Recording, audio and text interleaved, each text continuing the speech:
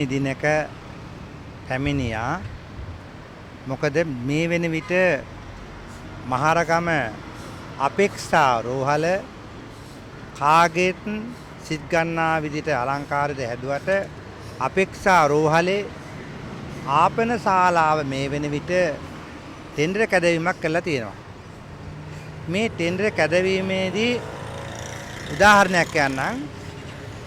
වැඩිපුර ටෙන්ඩර් දාපු කෙනාට ටෙන්ඩරේ ගියේ නෑ. පළවෙනි පාර්ශ්වයට ගියේ නෑ. දෙවෙනි පාර්ශ්වයට ගියේ නෑ.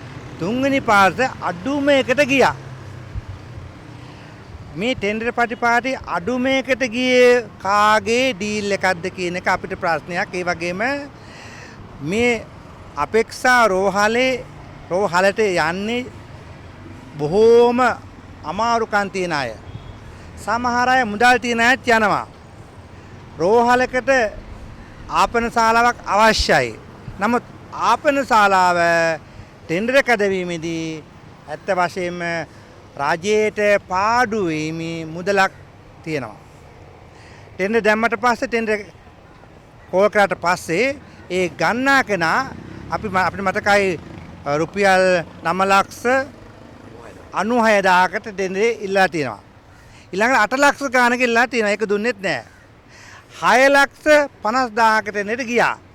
මෙතන තියෙන කොහොමද ප්‍රශ්නේ? මේ ප්‍රශ්න තමයි ජනාධිපතිතුමනි ඔබතුමා හිතේ තියාගන්න. මෙතන කාගේ හරි ප්‍රශ්නයක් තියෙනවා, කවුරු හරි ඉන්නවා මේ මගේ ටෙන්ඩර් කැදවීමේදී යම් ප්‍රශ්න ඇති වෙන්න පුළුවන්. මොකද